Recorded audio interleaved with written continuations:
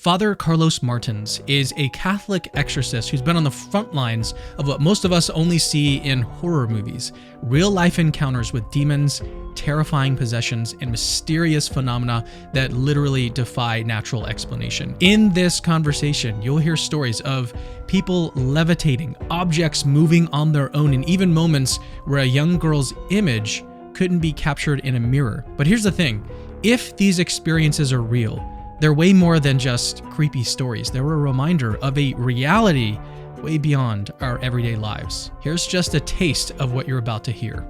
Could it have been that this guy was tricking you? Like, could he have been like raising one of his feet up and making it sort of appear like he was? Karen, this guy was in the air. Both feet were in the air. His entire body was in the air. I could see the wall beneath his feet. I've heard stories of rooms getting colder, getting hotter. Have you seen anything like that? Have you also have you seen anything sort of floating across the room yourself? Have you seen any of those sorts of supernatural occurrences? A coffee cup come off my desk and go flying past my face and smash against the wall. 110-pound woman shouldn't be able to throw a 300-pound man across the room. When I say throw, I mean lift him up and he goes through the air 15 feet. There's been more than once where a demon is making a plea and then moves into a poor me mode. You don't know what it's like in my world. You don't know what they're going to do to me when I go back as a failure. You don't know what it's like. You don't know what it smells like down there. You don't know what it feels like. You don't know the torture. And please. And they start the pleading to appeal to your sympathy, man. And if you go down that road, if you open up your heart to that, then you've just given them a tremendous advantage. And so to one, he went on, it was an Oscar award-winning drama of evoking sympathy. And I said to him, okay, fair enough, but I want to end all of your pain. Say to Jesus Christ even now, I repent of my sin. I repent of my rebellion, and I choose to follow you. You is what he said. So Father Carlos Martins has a new book out, The Exorcist Files, where he goes even deeper into cases like these, exposing the reality of demons and the battles that he faces as an exorcist. If you would like to support his work and make sure that more people understand that this reality exists, go pre-order his book. If it hits enough sales before it's released, it could become a New York Times bestseller. Imagine a book like this actually making headlines. That'd be a pretty big deal. Way more people need to know about the reality of demons. I think it supports the truth of Christianity. Pre-ordering this book helps get the word out. With that said, let's go ahead and dive into my interview with exorcist Father Carlos Martins. So chapter 1 of your book details the concept of the devil as the enemy, and then it introduces the hierarchy among demons, emphasizing their hatred for humanity.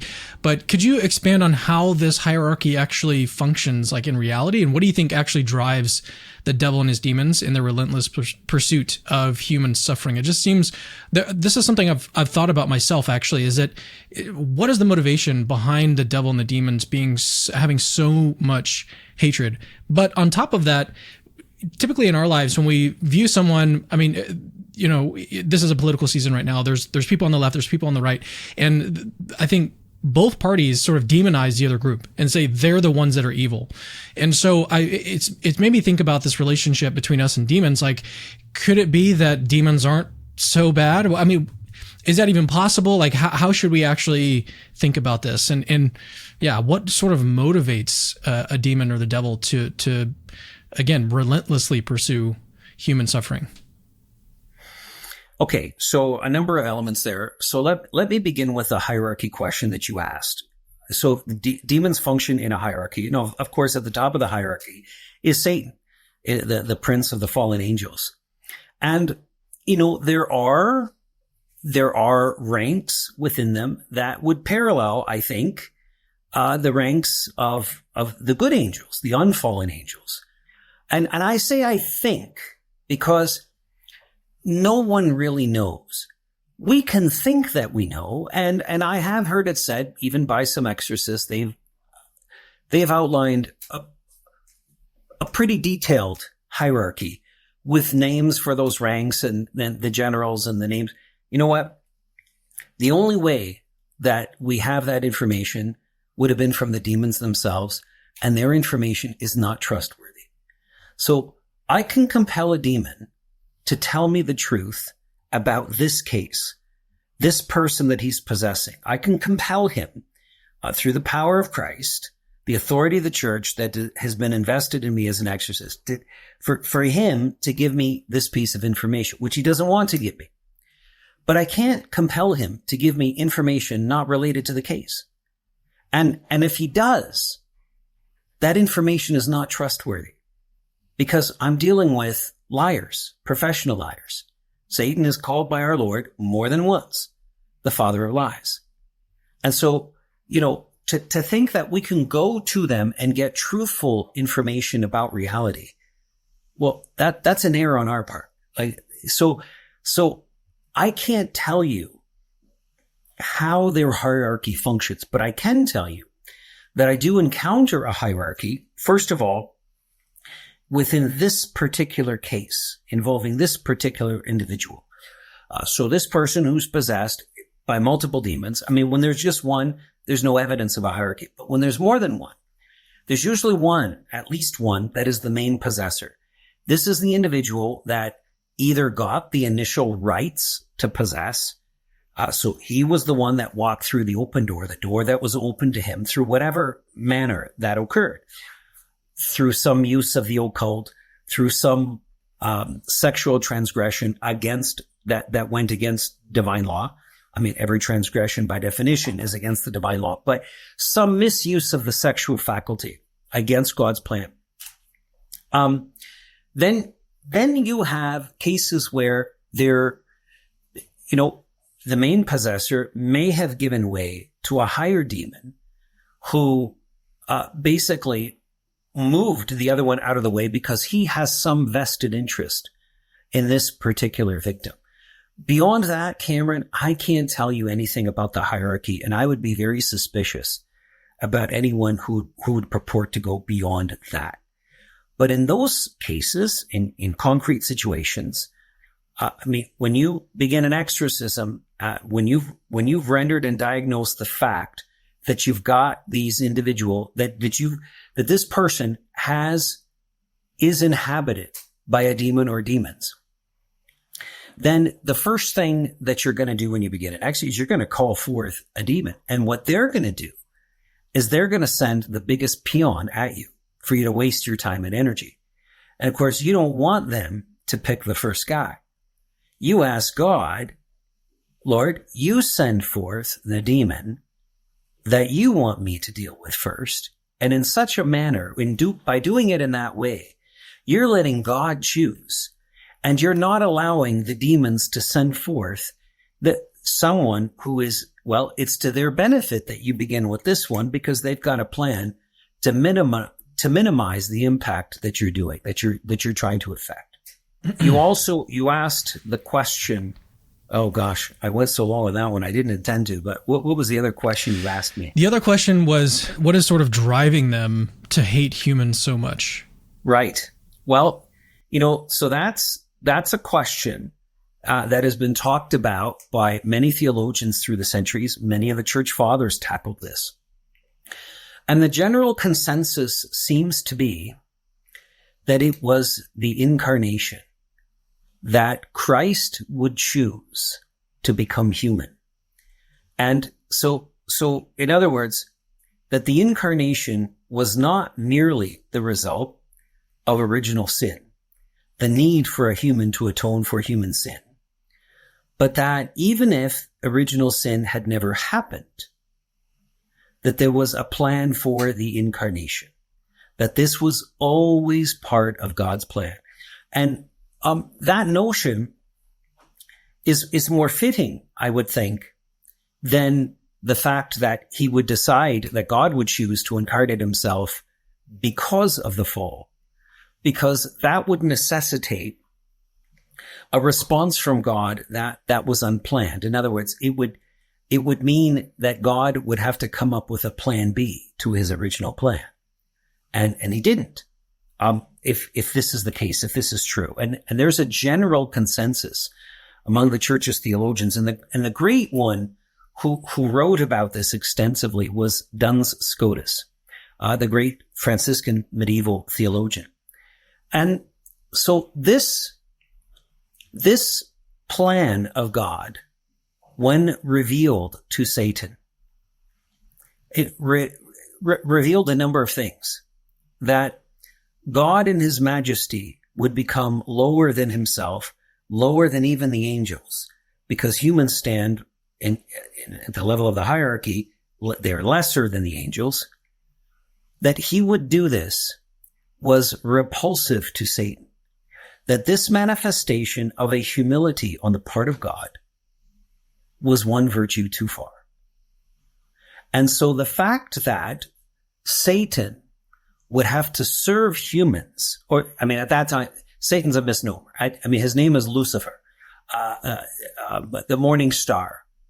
So Satan is his name after the fall. The fact that Lucifer would have to serve humans, one of them being the incarnate God, was so reprehensible to him. Now, how do we know this? Because we are told in the scriptures that man is the only being created for his own sake, that all other creatures were created for the sake of serving mankind. Lucifer couldn't handle that. And so he rebelled and he said no. And he convinced, what the book of Revelation tells us is 1/3 of the stars in heaven, 1/3 of the angels to follow him out of paradise. And so what that did, that fall, is not unlike the fall of man, which ruined our human nature, right? It broke our human nature, didn't destroy it, but it ruined the perfection within it. And so now what you have is in the fallen angels, they are angels. They don't cease to be angelic beings, but their nature is wounded and perverted. So what you see in them is something not unlike what you see in a human, especially in the more broken humans. You see rage, untethered. You see addictions. You see an inability to be dysfunctional. You see someone who is compelled to steal, compelled to do violence, compelled to assert evil as a way, in a perverted way, to manifest and make evident their existence. Their act of rebellion now defines their entire being. They are forever, perpetually raging no. For that reason, raging no? Raging no against God. I will not serve you. I will not love the things you love. I will not obey you, nor will I honor what you honor. I will not do what you want. The answer is no. I wonder if that gives some sort of evidence for the existence of something like an eternal hell, because one question that people have, my daughter even asked this recently, is like, can people that are in hell, can they change their minds and get into heaven? And I wonder if that provides some evidence that it is possible to have such a hatred for things holy that you could remain in that state for all of existence. Right. Well, insofar as the Christian faith is concerned, that's a dogmatic fact that there is no possibility, that death is the ratification of our choice in life to either be for God or against him. And after death, there is no possibility for changing sides, so to speak. And so before we even get into the human element of it, let's stick to the demonic for now. So an angelic choice, whether the choice either made by the good angels or the evil angels, they are eternal choices. Why? Because of the nature of their beings. They exist outside of time. So they are not located in space, nor are they bound within time. They're in a realm that is different, a realm that we don't exist in, and we can only conjecture what that realm is like by negation, by subtracting, if to the extent that we can, the concept of time from thought. and the concept of space from our understanding when we try to understand that realm.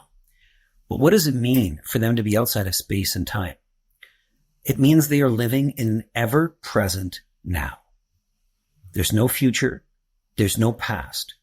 Now, we are hardwired to experience those realities because of our nature as humans.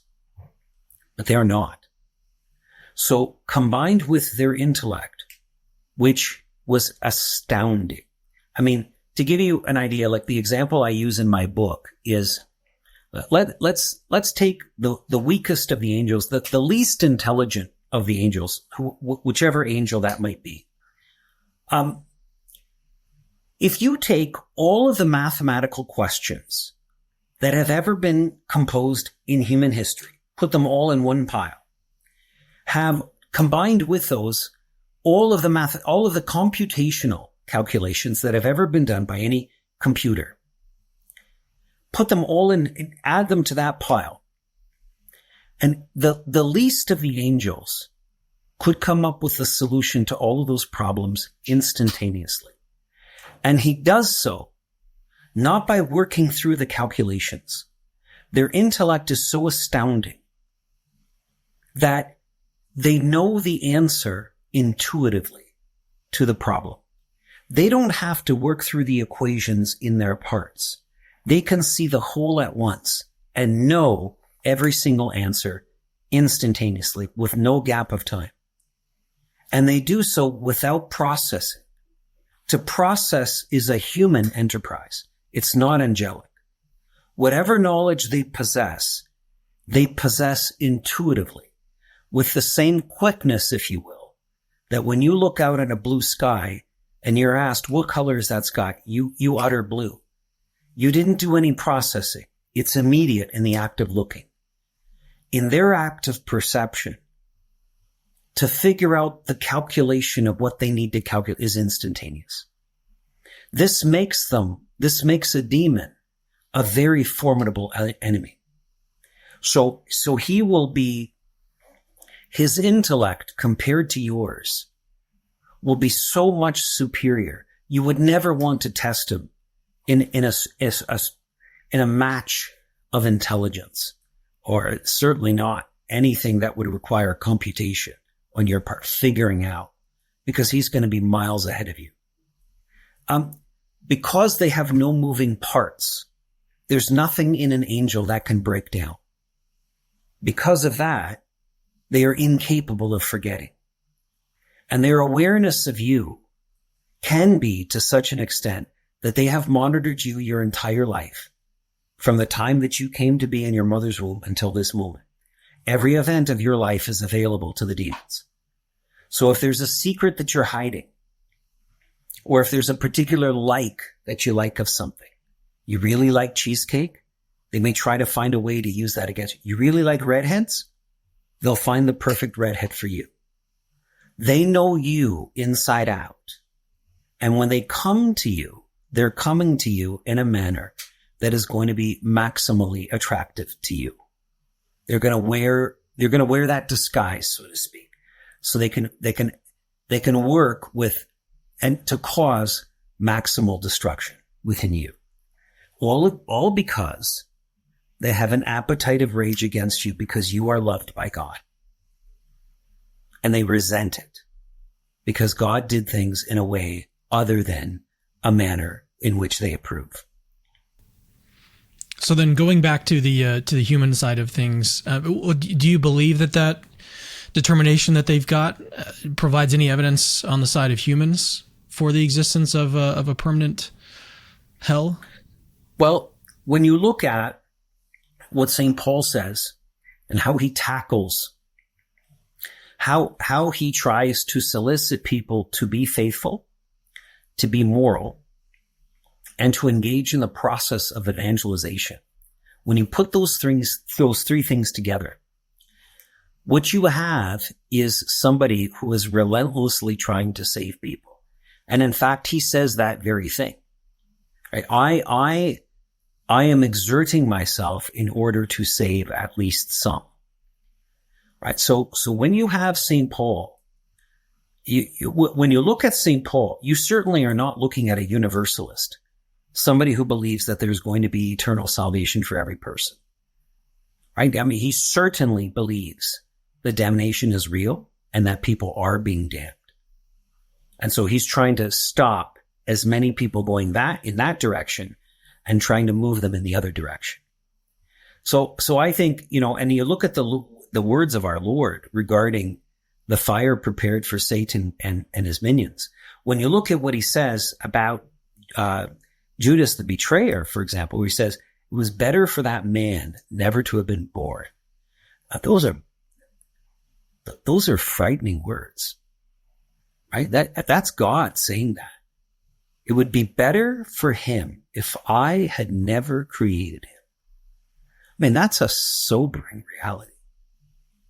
I mean, could you think of a worse thing that God could say about you? I mean, that would be hard to imagine. Right? I mean, so I have no reason to think that hell is not eternal. And really what it is the ratification of our choice we make in life. God is giving us exactly what we want. Right? God sends no one to hell. You send yourself to hell through the choices you make. And God merely ratifies, he allows, he makes possible what you have chosen.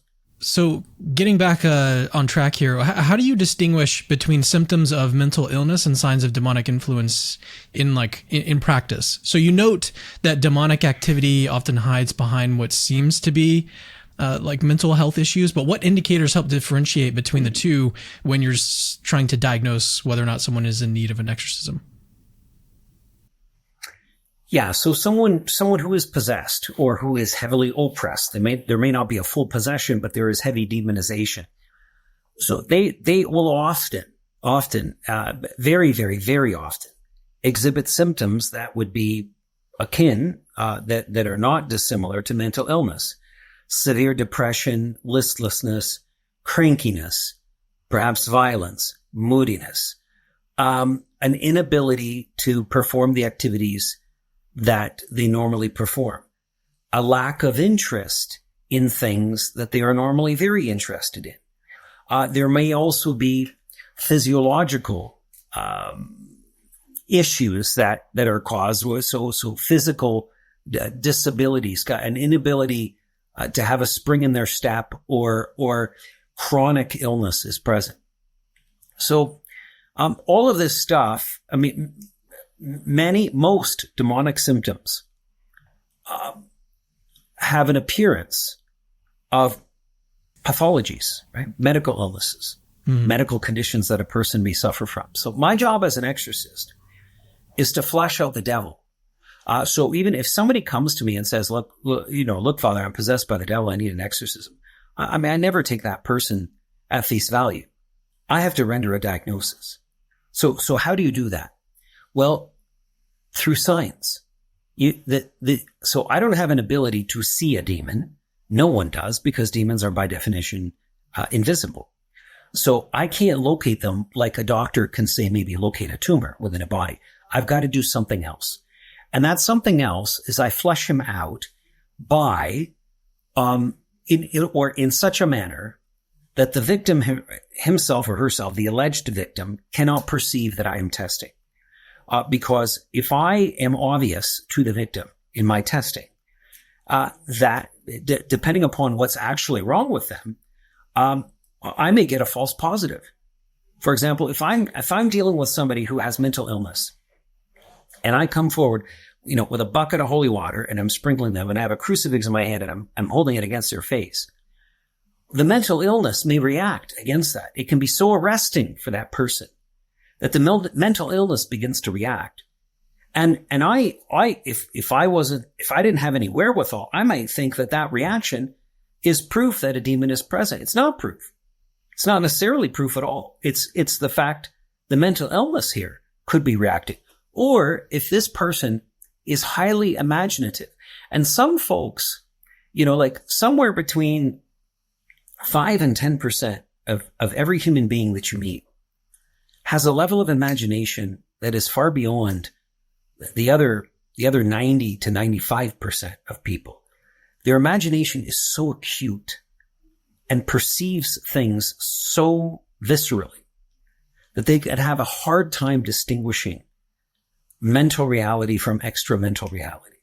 And so my coming at them with holy water and a crucifix can just set off the imagination, and they might tell me that they feel demons reacting against that, and it's not demons at all. So how do I render a diagnosis?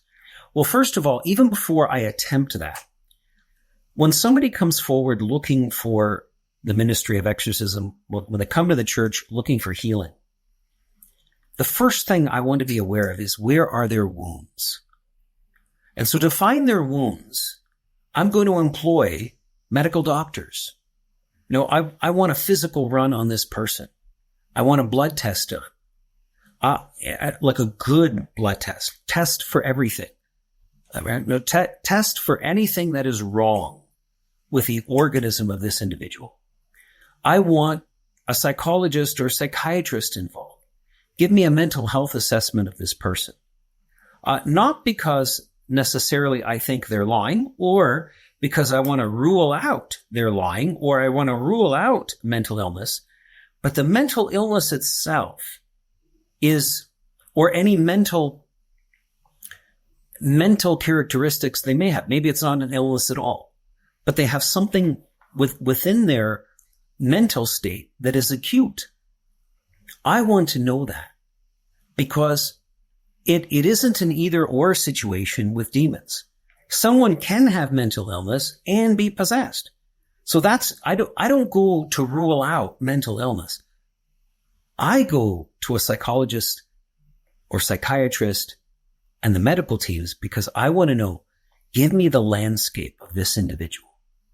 It's not inside their area of competence to diagnose whether the demonic is present.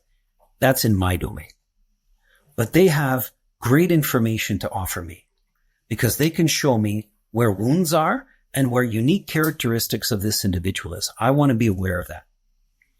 And then having that information, now I can begin testing. And one of the testings that I do in my book, for example, is I describe a case of a possessed firefighter. And in that firefighter, what happened is he went to confession one day on a Saturday afternoon. He had not been to confession in decades, and he was possessed. And what happened is, as soon as he walked into that confessional, he started manifesting demonically. In other words, the demon prevented him because, well, it would be in the demon's best interest, because if this guy manages to make a confession and repent of the things that he had done, some of those things were the things that led to the possession, then the demon loses his rights, right? It's all about rights. If a demon is present, he's present because he possesses rights. My job as an exorcist is not to cast out the devil. My job is to find out, why is the devil there? What rights has he gained to be there? And then it's my job to assist the victim in rescinding those rights. Once the rights are gone, then the demon has to leave. But I cannot make him leave as long as he has the rights to be there. Just like I can't evict you out of your home. I mean, you own the lease. Your name's on the lease. It's your home. I may want you out of it, but I don't have any right to get you out. But if all of a sudden your name gets taken off the lease and my name is on, if I want you out, you can't stay because now I possess the rights. So my job is to make an assessment. Is the devil here present? And if he is, then I've got to work with the victim to rescind the rights that the devil has somehow gained. So how do I make that diagnosis to begin with? Well, in the case of this guy, Jeremy, he started manifesting in the confessional, manifesting a lot, rolling around on the floor, what sounded like multiple voices coming out of his mouth, swearing, belligerence, and cursing against holy things. And he kept saying over and over again, I'm not leaving, I'm not leaving, I'm not leaving. So that church where this occurred was down the street from my church where I was. And the pastor called me up and said, look, I have this case, I have this manifest, it's happening right now. I want to send him over to you. Can I do that? And just at that moment, I happened to be meeting with my exorcism team. We'd kind of finished the meeting. And so I thought, this would be a good enough time to see him, to at least give an initial assessment of him. And so they sent him over to me, and I remember answering the door. This guy was a hulking individual. I remember thinking, if he decides, if he really truly has the demonic, and or even if he doesn't, but let's say the matter is like severe mental illness.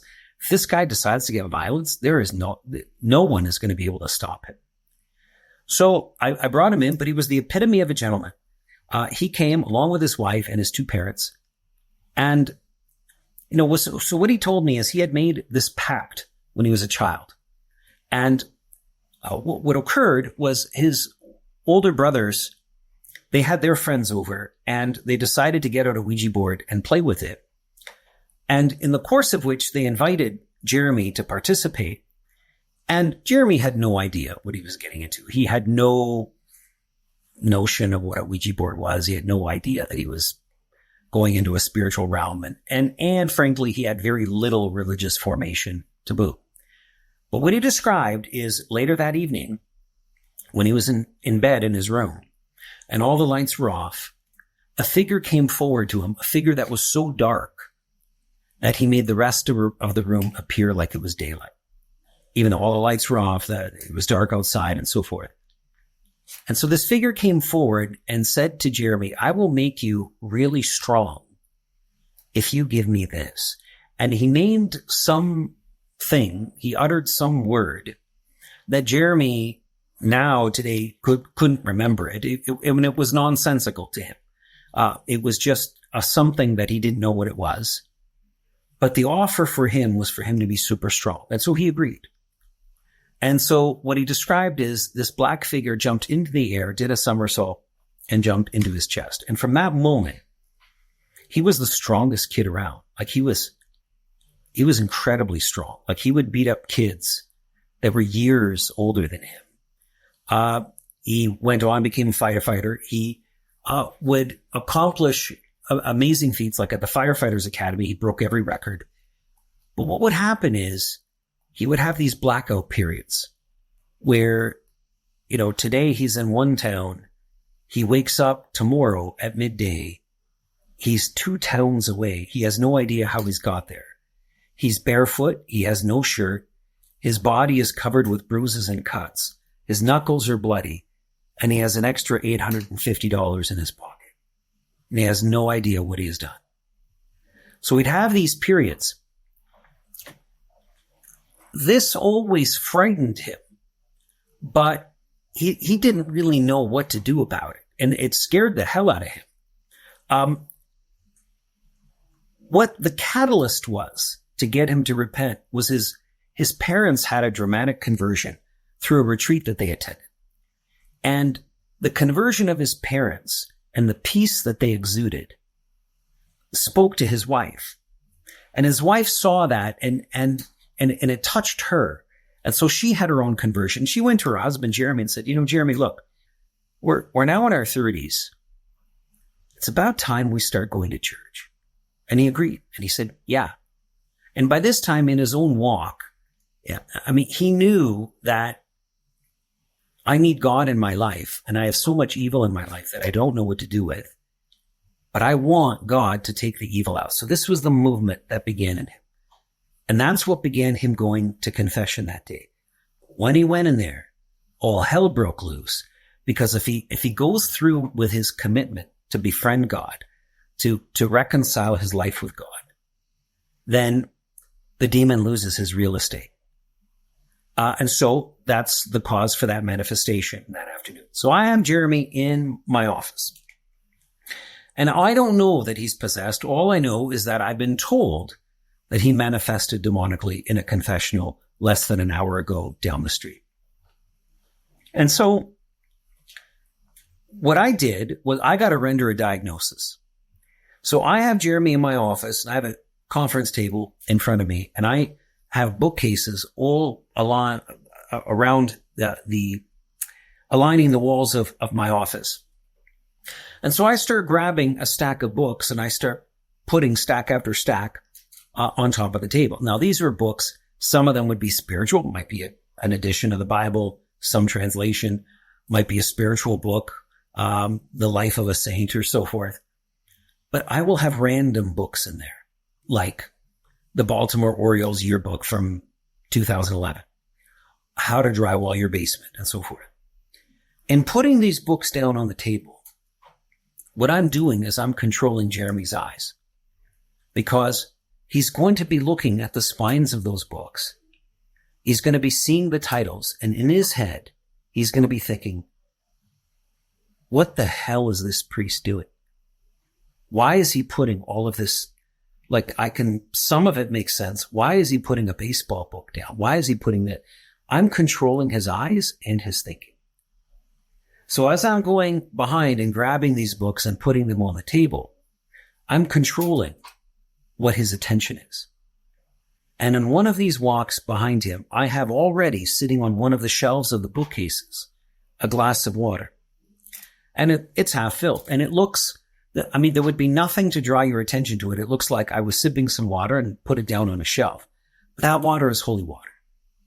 And so what I have in there is a weapon against evil. But there's no way that Jeremy at the human level could know what that is. And so on one of these walks, I dip the tip of my finger in that water and I pull out half a drop. And I get behind him. Now he was wearing a sweater that day. So he's got a thick layer of clothing. I fling it on the back of his clothing. This half a drop of water. On a human level, there is no way that he could know what I just did. He can't see me. I know what he's looking at. He's directly in front of me, looking the other way. And I walk by and I fling him as I'm carrying a stack of books with my other arm. That man shot up out of the chair instantly. He arced up. He arched his back such that his face was turned over and looking at me. We were face to face, although his was upside down, and he was hissing like a cat, like you had just poured acid on some animal. I've just isolated the devil, right? On a human level, it is impossible that reaction could be produced following the sprinkling of the holy water. Well, the devil's flushed out. Now, this happened in Jeremy's case before I had a psychological assessment, before I had a medical assessment, and so forth. Those things are still useful. Even though the devil is now flushed out, his presence is there. Those things would tell me what is going on inside Jeremy that I might need to be aware of in the process of working with him and rescinding the rights that he's handed over to the demon. Not just the initial rights, but what happened since then. There we are. I mean, you have to isolate the devil in such a way as to rule out the natural.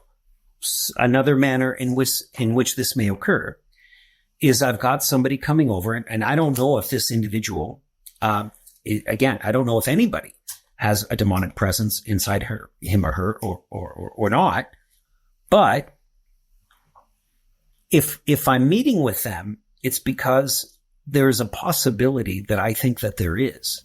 Like, in other words, that there's a strong enough encounter in our initial conversation that this warrants some further looking.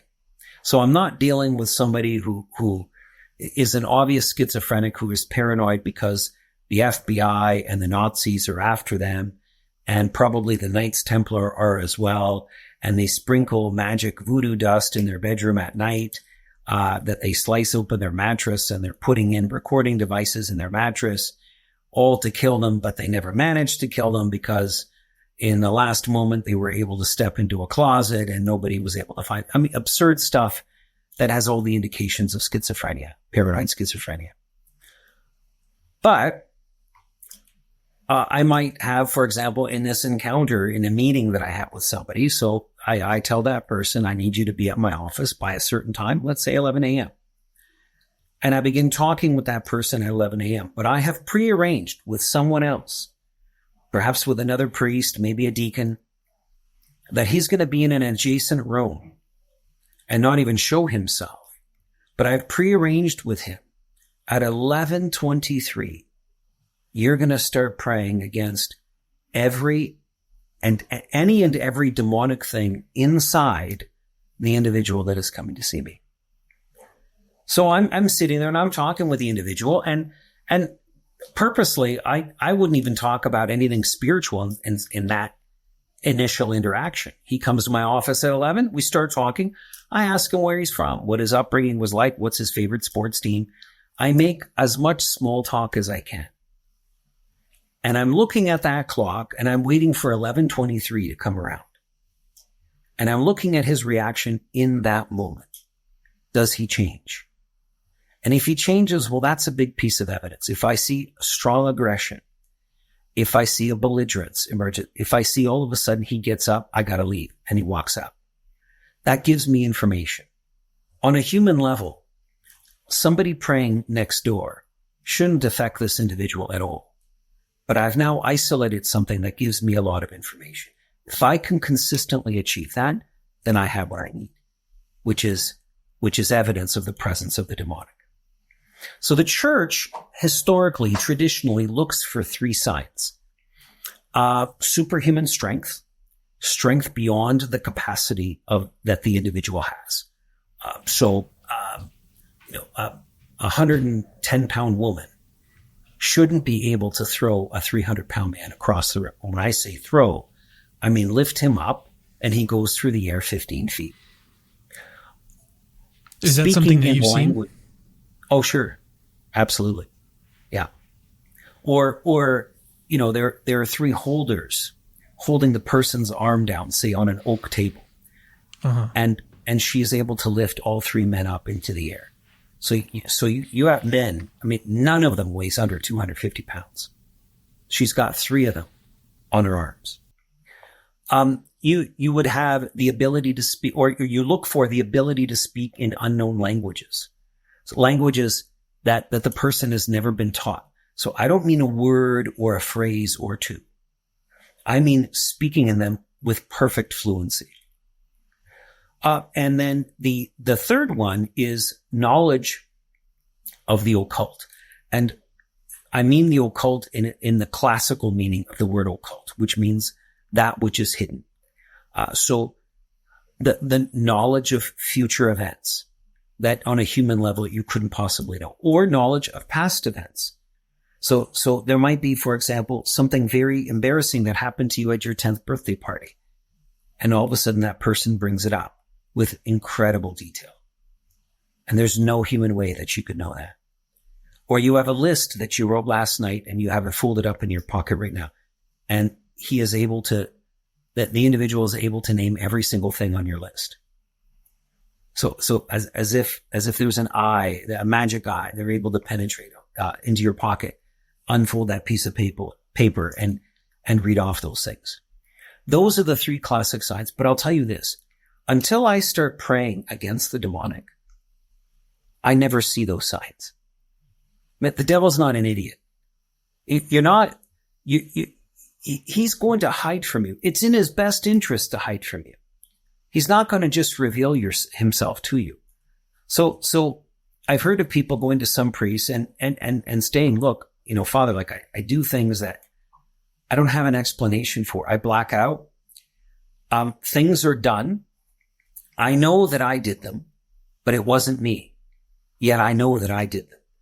When they use contradictory language like this, that's the mark. That I find that to be the mark of the demonic more often than not. Because people who generally are mentally ill, they'll come to you right away and say, I'm not crazy. But people who are demonically oppressed, they often will say, I think I'm just crazy. I think there's just something mentally wrong with me because I just did X and it wasn't me, but I know that I did it. And so go ahead. I was going to say you were talking about the signs of demon possession: strength and knowledge, knowing other languages, knowing secret information. Which of these have you personally witnessed? Have you seen all three of these, or I've seen it all three of them. Okay. One other thing that I've heard from other exorcists and people that have been training exorcists like Adam Bly, I've heard them describe situations in which they've seen. One exorcist I'm thinking of in particular, Dan Rehill, was recounting when he saw this man start to levitate off the couch that he was talking with him on by his stomach, like he was being lifted up, almost like he was describing it as like a rope was tied around his waist, and he was being pulled in the air with his limbs sort of falling backward off of the couch. Yeah. Levitation is the type of thing. I mean, I guess in the other cases as well, with supernatural strength and knowledge, unknown knowledge or secret knowledge, those would also stick out in your mind if you saw that happen. Levitation, I feel like levitation is another one of these examples where if you see that, it's going to be hard to misremember that. It's going to be hard to forget that happened. And so when these people, I was just going to finish the thought here. So when these exorcists such as yourself are recounting these things that they purport to personally have witnessed and personally have seen, these are the types of things that are not easy to forget or easy to misremember the details, especially if someone is being lifted several feet into the air, or if some of the situations that you've described here where, three people are trying to hold this little girl down and they can't do it, or if someone gets thrown across the room 15 feet. This is the type of situation you don't see every day. It's not like you just ate a bowl of cereal, right? This is a very unique situation. Right. I guess the question is, what sort of things have you personally seen, and then what do you think about these other exorcists? I don't. Well, maybe just ask you, have you seen levitation yourself? I have, sure. Yeah, okay. I've seen it. I've seen it in kind of different ways. Where the first encounter was with a young girl. She was maybe 13, maybe 14. And what happened is we were, and I didn't know at this point, does this individual have an evil spirit? I didn't believe that she did. I thought she had a lot of anger and rebellion because of the split up of her parents and her father leaving and abandoning her. And she was, she was an angry kid. And, but her mother was describing these fits of rage that were just beyond what a 13 or 14-year-old ought to be capable of doing. And the violence at home. Now, I don't know whether to believe mom or not, because mom herself uses language that is so kind of far-fetched. So, I can't take what mom says to be the truth. And for that matter, look, my job is to be an investigator. I can't take anybody at his or her face word, right? I will take it. I will note it. But I've got to render an assessment and a diagnosis that is mine. I can't take somebody else's word for it. So I had, what I said was, after having an initial conversation in my office, I said, let's move over to the chapel and we're going to pray. And so I asked this girl if it was all right if we did that. She said, sure. So we walked out of my office, we turned down the hall, and all of a sudden her upper body keeps moving, but the flats of her feet, the bottoms of her feet, it's as if they were glued, anchored to the ground. So she was at less of a 45-degree angle to the floor. And at that angle, I mean, I don't know if anybody could do that on a natural level to make that angle. But I'll tell you this, nobody could sustain their body where the flats of your feet are on the floor and your face is only this far, maybe 15 inches, 18 inches from the floor in front of you, and you sustain yourself. There is no way, right? That's anti-gravity at that point. That was the first levitational. I was just going to ask for more details on this particular account. So you say that her feet were flat, were like both of her heel and the tips of her feet were flat on the ground. How was she doing that physically? The heel and the toe were perfectly flat. Okay. And yet, and she, it's as if they suddenly became anchored, and her upper body keeps moving forward, and then she comes to a stop where her head is hovering 15, 18 inches above the floor. And she begins turning her head to the side and screaming, saying, "What's happening? What's happening? What's happening to me?" And this was just in the hallway.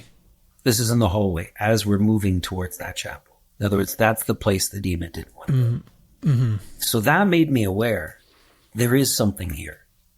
Right? Then I can move on. Okay, our diagnosis is done. I know the demonic is present. Do you at that point, do you just help lift her up, and then like how do you get her feet unstuck from the ground? No. I start to pray. I can't. Oh, you just start right there. I never pit my force against the devil because I'm going to lose. I'm going to waste my energy, and it's going to be child's play to him.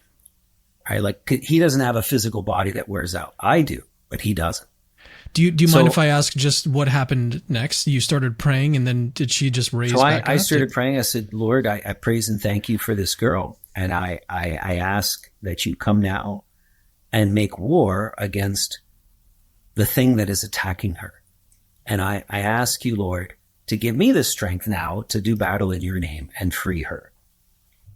And so I just said, "Demon, in the name of Jesus, put her down." She dropped to the floor.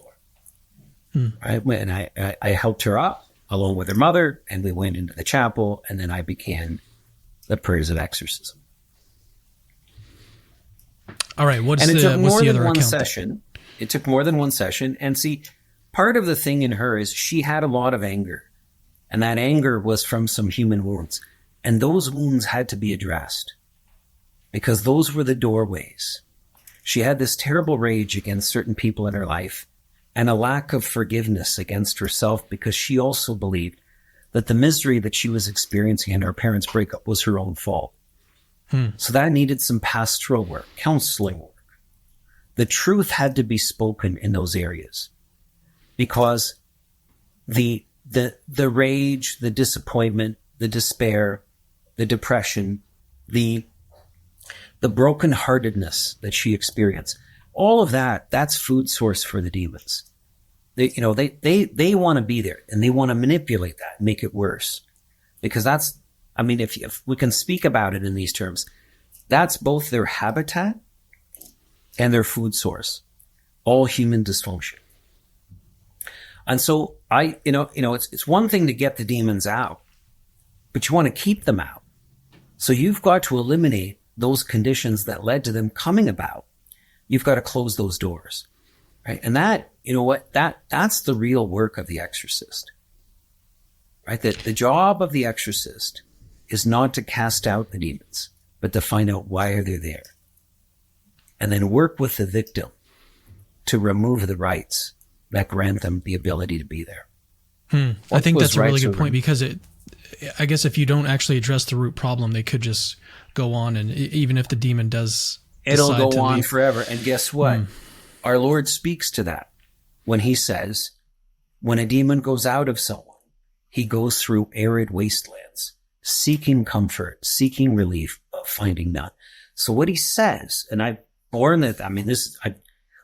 seen this right from my first case. They absolutely are terrified of being cast out because there's a state of immense pain that they go through. I don't know why. I don't know why that is the case, but there's a relief when they inhabit. It's a temporary relief from this tremendous pain that they experience. And so what our Lord says is he seeks relief, but finding none. He says, I will go back to the house from where I came. A person. House is our Lord's analogous term for a person. And finding it swept clean, in other words, hospitable, finding the door open that he can access it, he returns again to his host, but he comes back bringing 7 demons more powerful than himself, such that the state of the person, the latter state of the person, is worse than the prior. So I don't want to cast out a demon until the problem is resolved, till the wound is closed, until that person is ready to get rid of whatever he or she did to give the demon the rights. It's not helpful for the person for me to do that. There's a reason why I'm asking these questions about the things that you've seen. Basically, I'll just tell you, and I'll tell the audience. The reason why I'm asking these questions is because I think that exorcism actually do provide some evidence for the truth of Christianity, also for God's existence. But that's one of the reasons why this subject fascinates me. It's because as someone who's interested in apologetics, I think that this area is sort of an underappreciated apologetics arena that I think can provide some evidence for the truth of Christianity. So if we get someone like yourself who is reporting these, on an atheistic picture of the world, these are impossible events. These are impossible things. And so if we have reports of this, what do we do with it? How do we respond to this? I wanted to mention that because I'm going to ask more questions along these lines. It's not to just like sort of frighten the audience. It's not to just like get at the paranormal and talk about spooky stuff. I genuinely think that this is an area that provides evidence for the truth of Christianity. So it's almost a way of like doing away with what the devil's trying to do. The devil's trying to cause destruction. And with these cases, and the reason why we're discussing this is to shed light. So getting back to the question, it seemed like you had another case where you experienced something like a levitation or a levitation proper. Sure. So in another case, the individual was standing, and all of a sudden there was a gap beneath her feet. There's a gap, and I was speaking with a person. We weren't speaking about anything. I mean, I was chatting with the individual, and again, I'm still kind of trying to render a diagnosis here. And all of a sudden, and the person is kind of, he was doing some kind of pacing back and forth and telling his story. And I was just Were you sitting on the, go ahead, sir. Were you sitting? I was sitting. And he was standing, talking to me, and we were in a room, and he found it more, he was more comfortable talking and pacing rather than sitting down. Mm-hmm. And that was fine. And I was staring at a spot on the wall, absorbing what he's saying. And I'm calculating, I'm processing. I'm also praying at the same time. I'm kind of on the lookout. I have all the antenna up. I'm absorbing as much information as I can from him, from the Lord, what's going on inside me. Is my gut trying to tell me something? And so I'm looking and I turn my head and he's still pacing. But I can see the wall behind him beneath his feet. He's not touching the ground. Now, so what I think happened there is that was a grace that God gave to expose the demon. Right? Look, the demon didn't want to do that. Why in hell's name would he want to do that? Why would he want to expose himself? Because he just did something contrary to nature. I mean, in terms of a diagnosis, well, my diagnosing is done at that point. Because something has been done that absolutely violates the laws of nature. So, boom, okay. The devil's here present. Now I can move to the next step, which is finding out why is he there. The fact that the demon did that, the fact that occurred, not that the demon did it, I think it was the Lord compelled for that to happen. For this, because the Lord himself, he wants this case to be done with and dealt with now. It's finished. Now, the Lord doesn't do that with every case. And in fact, some exorcisms, the Lord doesn't want them to be done quickly for his own reasons. And I don't know those reasons. I mean, sometimes I can guess, or I try to guess, but there something in the life of this individual has to be dealt with further. And maybe he or she hasn't been truthful about it, but maybe he or she has, but I just don't know. And I don't have the power to do something that God doesn't want done. So God could it have been is the that this true exorcist. Sorry to interrupt you if you needed to finish your thought there. God is the true exorcist. I mean, the rest of us, we're his agents, but we don't surpass him. So could it have been that this guy was tricking you? Like, could he have been like raising one of his feet up and making it sort of appear like he was? Karen, this guy was in the air. Both feet were in the air. His entire body was in the air. I could see the wall beneath his feet. But he was still pacing. How was he walking? How was he pacing while in the air? Exactly. You're like, exactly. Like, that's the problem. You tell me and we'll both know. Oh, on another note, man, when we first started this interview, this really contrasts with the first interview that I did was with Father Vincent Lampert.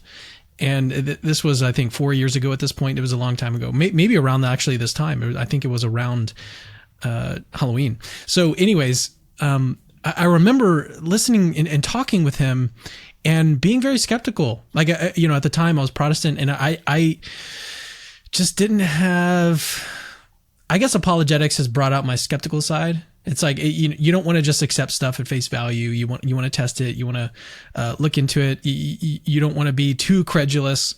And so that's how I sort of treated this whole thing. When we first started this talk, you were talking about the hierarchy of the demons, and how in one case, there was multiple demons that you were dealing with, and that's how you were able to determine that there's this sort of hierarchy going on. And as you were laying all of this out, I just found myself like, yep, that's right. That's I can see that. Whereas before talking with other exorcists such as yourself, like I would have been much more skeptical. But the more that I talk with you guys, the less easy it is to remain skeptical about what I'm hearing you guys report. Do you have any comments on that? I do. And, look, couple comments, couple things. I get email requests all the time from people who desire to sit in on an exorcism in order to see the proof of the supernatural. And we, of course, we can't admit people in. And why is that? Well, because I'm dealing with an individual who's very ill. And this person is being beat up by something extraordinarily ugly and strong. And how would you feel like if you were in that position and I let spectators in to watch you, to watch something totally, completely abuse you? So that's one. Secondly, people say, well, then why can't you tape them and we watch the tape? And you can maybe blot out the face. Because you know what? That's not going to establish anything. Because today, through special effects and whatnot, we can produce anything. Right? I mean, not just special effects. We've got AI now to. We've got AI. AI is getting to the point where even with video, it's going to be, in just a couple years, it's going to be impossible to determine between the two. You bet. So I can't have people in live, and I can't bring recordings in. There would be an equal violation of privacy there. But also too, we don't record because a court of law could subpoena that information in. And then it's not private. People come to the church for help. People come to the church. They're trusting the church to be their mother, to be an entity that's going to help them. That's 100% for them. That there isn't a hidden motive to do something else with it, to exploit or manipulate their situation for some other purpose. Right? And that's their right to have that done. So I mean, by nature, these events are private, but there's another reason why I wouldn't let someone else in the room. I don't know what state you're in. I don't know what state that guy's in. And True. I sure as hell don't want the demon leaving this place because he's already at his end, right? I've been able to help the victim eliminate almost every right, and he's at his wit's end, and he's going to jump across and into this host. And now I've got to start over again. Because, I mean, you cannot imagine, and I can't imagine, even though I've seen it, I don't know what it's like. The sheer amount of duress that those things are under. And the horrific prospect it is for them to be cast out, because they'll do anything. They'll even sometimes begin negotiating with you. Like, okay, if you let me stay, if you stop praying, if you let me stay, I promise this. I won't hurt the person as much. I'll allow the person to go to work and feed his family. I'll allow this to happen, all of that. So they start making terms. Well, hell no, I'm not going to agree to any terms. I want you out. Right? And even I had. Has that ever worked? No. Yeah, I'm like. This, I mean, you're dealing with a professional liar, a bully, the likes of which you've never imagined, that is so sadistic, that has held this person in bondage and caused this human being to go through unimaginable torture, where the person may wake up after one of his or her blackout periods and is in a public bathroom eating feces out of the toilet. I mean, and they delight in that. They delight in that stuff. So there's been more than once where a demon is making a plea and then moves into a poor me mode. You don't know what it's like in my world. You don't know what they're going to do to me when I go back as a failure. You don't know what it's like. You don't know what it smells like down there. You don't know what it feels like. You don't know the torture. And please. And they start the pleading to appeal to your sympathy, man. And if you go down that road, if you open up your heart to that, then you've just given them a tremendous advantage. And so to one, he went on, it was an Oscar award-winning drama of evoking sympathy. And I said to him, okay, fair enough. But I want to end all of your pain. Say to Jesus Christ even now, I repent of my sin. I repent of my rebellion. And I choose to follow you. You is what he said. And then the belligerence started. So sympathy act is now gone and he's back to belligerence now. It's all an act. It's all an act. They are chained to their rage. Let me ask one more question along the same lines. Have you ever seen, I've heard stories of rooms getting colder, getting hotter. Have you seen anything like that? Have you also have you seen anything sort of floating across the room yourself? Have you seen any of those sorts of supernatural occurrences? A coffee cup come off my desk and go flying past my face and smash against the wall. Wow. Inanimate objects, sure. Moving by themselves, sure. Temperature change, absolutely. I was in a room. This was in an institution that was heavily demonized. There would be all kinds of phenomena, random screams when people were there alone, screams at night, footsteps across the ceiling where there's no upper floor. There would be movement and manipulation of things. Things are laid out in a certain way. If people leave, they come back and everything has been changed. No one who had access to the room was doing it. So this was a place where myself and a number of exorcists, we went in and started praying in the room. And the room's temperature, like it went from a comfortable, ambient room temperature like any other room would be in any institution.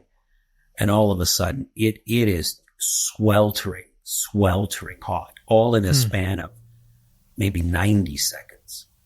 Right? I mean, and this is a large room. This was a room that would be used as a very large classroom. Like you could easily hold 120 people, easily, maybe 150 people. So for that air to change in that amount of time is just not physically possible. But all of a sudden, it's like 102 degrees. It's like 39 degrees Celsius.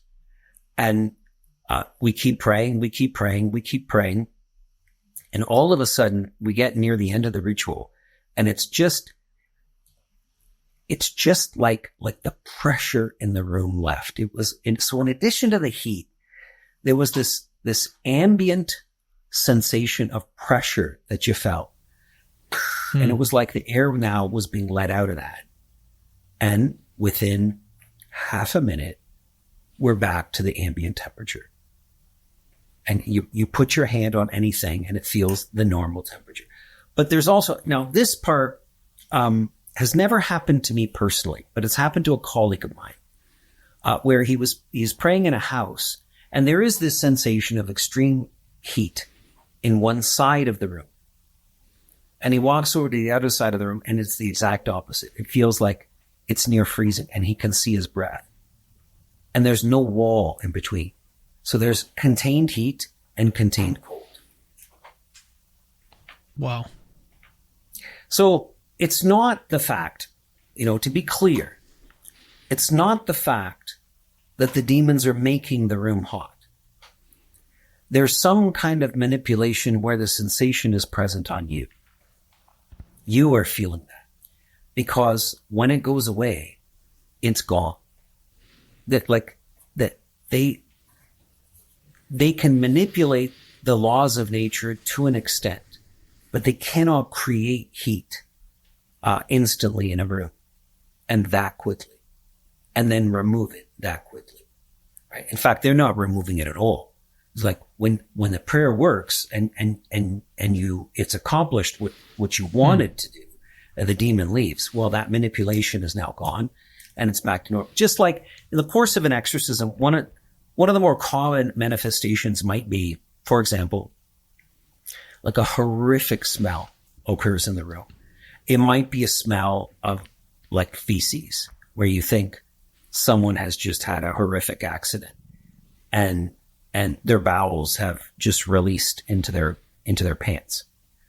But the sensation will feel like it is right in front of your nose, and everybody will smell it. And then all of a sudden it's gone, and it's gone instantaneously.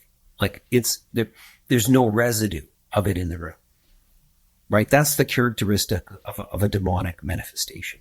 It's a manipulation of, I think, the sense of smell within the individuals that are present in the room. It's not objectively in the room. Yeah, that's what I think is going on. So I could be wrong, but that's what I think is happening. We've unfortunately got to wrap things up here. I guess one more maybe two more questions. The first question is, what do you make of other faith traditions dealing with demons? So there was a friend of mine, a personal friend of mine, was actually telling me that he has a student or a previous student, he's a teacher, a previous student died. And I think he was like late 20s, early 30s, but I believe he was Indian or Hindu. And so with their funeral practices, they come and they do chants at the house and stuff. And I think the family was at the house, and maybe this will tie in actually to one of the other chapters in your book regarding ghosts and stuff. But they were at the house, and they were starting to clean it out. And I think they were also maybe doing some chanting in there as well, because again, this is a Hindu family. So, but what they experienced in the house, and this was reported directly to him from people who were at the house, is there was a toothbrush that was it got flung completely across the room while they were all sitting down in the room. No one was over there. No one else was in the house. And so they attributed it to like maybe the lingering ghost of the man that died. What do you make of that sort of situation? And, we can obviously extrapolate to, other situations we're just not aware of, but what are your first impressions on the story that I've just told you here?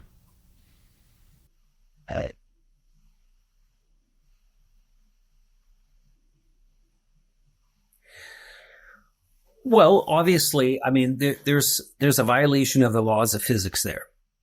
So what's happened is some sign. The question is, what is it a sign of?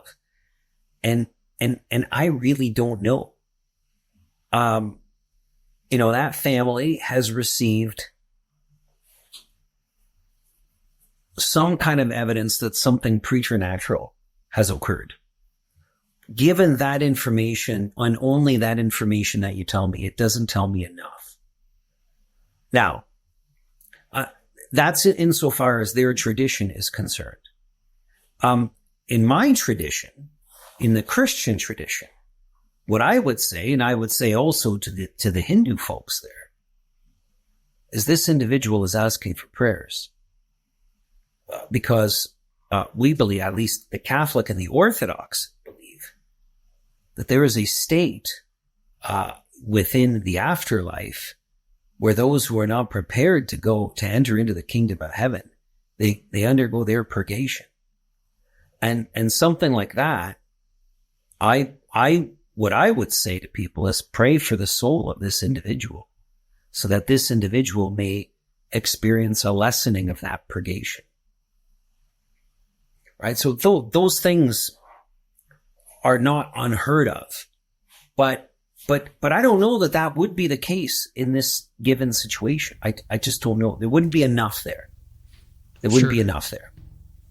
Sure.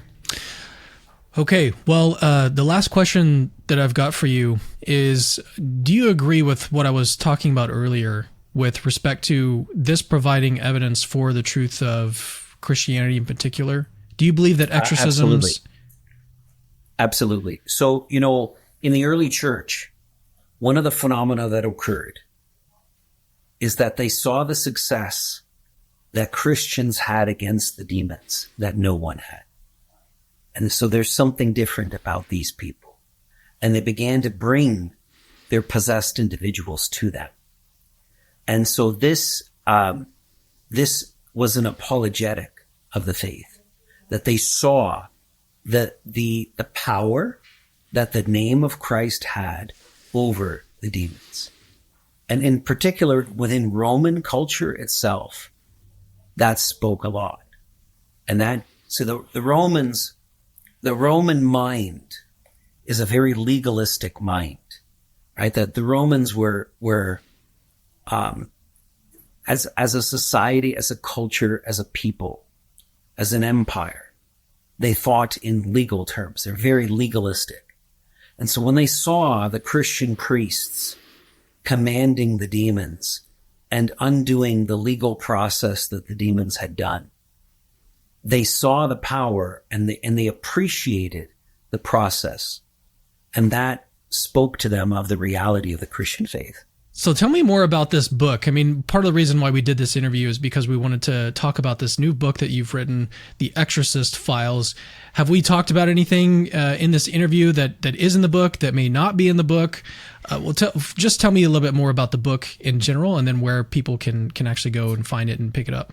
There are some cases that are taken up in the book that are discussed in the podcast. But in the podcast, I got 45 minutes to discuss a case. So I'm limited. But in the book, there is no limit. So I can render the entire account of the case. But there's, for example, chapter 5 is the disappearing 8th grader. And that was one of our cases in season 1, where the undoing of the devil was the fact that this girl was unable to be photographed and her reflection wouldn't show up in a mirror, and neither would her image show up when it was videoed. So obviously, something is wrong. And that phenomena is what enabled other phenomena, intense anger and an intense strength in a 12-year-old girl. That is what eventually ended up with the diagnosis of the demonic being present. But at the same time, this kid had been through absolutely tremendous and horrific trauma. So the psychology played a big role in this one. And I had some real gem psychiatrists help me through this. And they allowed her to see that certain experiences that she was having were not extramental, that they were illusions. So she believed her father, who had abandoned her, had come back for her. And it was of all of the cases, she was the one where a human wound and the existence of that wound led to, straight into a possession, because they were able to, manipulate her psychological wounding and make her and trick her into believing that experiences that were not real were real. And she was consenting to conversations and contents of conversations within that experience. Yeah, the only explicit account that is present in the book that we talk about is the case of the firefighter, Jeremy. But I give you the entire case in the book. So the book consists of 11 chapters, and they are 11 case studies. And the reader is with me from the time that the call first came in, and is with me as I go through the process of rendering a diagnosis. And they go with me through the process as I consult medical experts and psychological experts, and then render a diagnosis. So that by the time that the demon has been flushed out, you've been with me through the whole process and you see the logic of it all. And then you're with me as I engage in that battle through the session or sessions that it took to rescind the rights of the devil. And then you're with me as I go through the process of doing the post-exorcism pastoral care. Like, what does this person need to be permanently free of the devil? So I do that in 11 different cases. The second half of each chapter, so after the case is done, I go through and I explain different parts of the case and why I did this instead of doing that. And, it says at a certain point, I pulled out a certain tool in the exorcist repertoire. What is that tool? Why do we use it? How did that tool come about? And that kind of thing. So it is really an apologetic of the entire process of exorcism through different manifestations of demonic oppression. So the book can be pre-ordered through any major bookseller, but if you want a series of links, my personal website, fathercarlosmartins.com, and that's father spelled out, Father, carlosmartins.com. All of the links are there present. So it is a book. If I do say so myself, there's never been a book on demonology and exorcism launched like this one.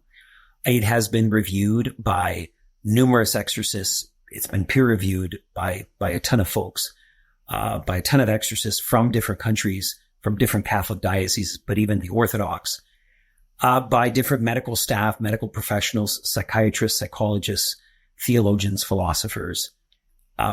All of this I undertook in order to provide the strongest apologetic book on this subject that has ever been written.